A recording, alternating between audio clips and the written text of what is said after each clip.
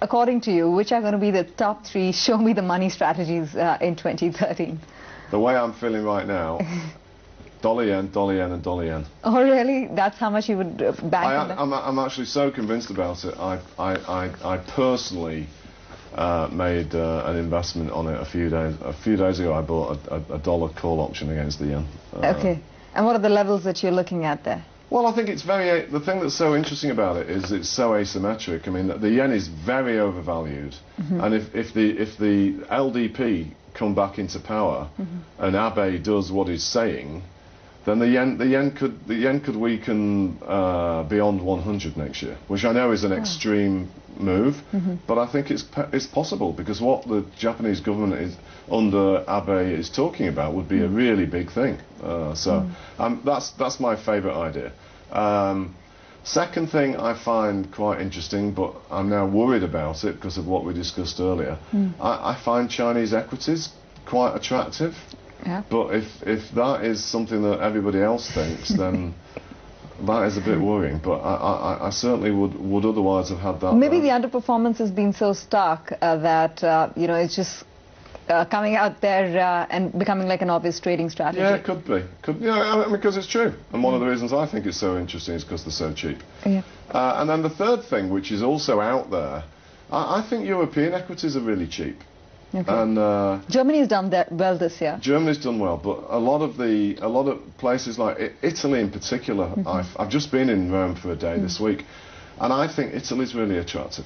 People think Italy is inevitably going to blow up, but it's not obvious to me why it will. Okay. What about safe haven assets? What about you spoke about the dollar? Do they exist? I'm dubious. U.S. Treasuries, German bonds, even for that matter, gold. Yeah, gold is also something I change my mind about every week. Really? Okay. India. They're talking about 2000. The state of India is one, and what's going to happen to gold is the other. You know, some weeks I find it really easy to argue the 2000 and beyond case for gold, and then other weeks I think, nah, there's too many people that own it. It's very speculative, and I'm reminded of something else I've learned in my 31 years. I call it the escalator elevator, you know, so it's quite easy to buy something that appears like it might be going up forever, but when it's very illiquid and it turns, which is the case with gold, it can collapse. So I think gold... But what's the probability that you ascribe for it to trade beyond 2000 at the start of 2013, in the first quarter perhaps? I'd give it a 1 in 5 shot of doing that. Okay. But I think it's also quite conceivable, with just as much probability, if not more, that at some point next year gold could fall sharply. Oh, okay. Also, the other safe haven assets, whether it's U.S. Treasuries or German bonds, which are just a crowded trade, do you think money will come out of there? They are risky places to be, and they are highly dependent on the Fed continuing to have the same bias they have in today, which seems a reasonable base case, but that small chance the Fed changes their mind, that will be a disaster for treasuries. And German bonds, I think,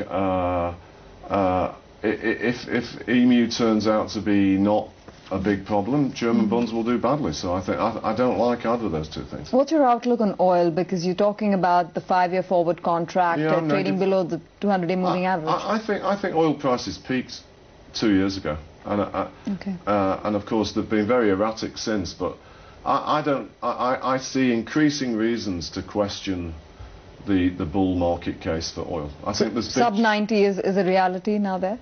Yeah, I think it is. And it's a short trade. I mean, I wouldn't have it as one of my most compelling trades, but I'd be biased that way, yeah. I also wanted to ask you, given that you were so bullish on brick, I mean, it's a term that you coined, and many call it a marketing term as well. Oh, don't they? It's so rude of people. They do. It's so annoying. I know. But anyways, given the fact the story is played out, just as you thought it would, you're now propagating mist. Actually, I'm not. What is funny about all this kind of acronym stuff is that journalists claim that I created this term, but I didn't. Okay. So it's quite funny.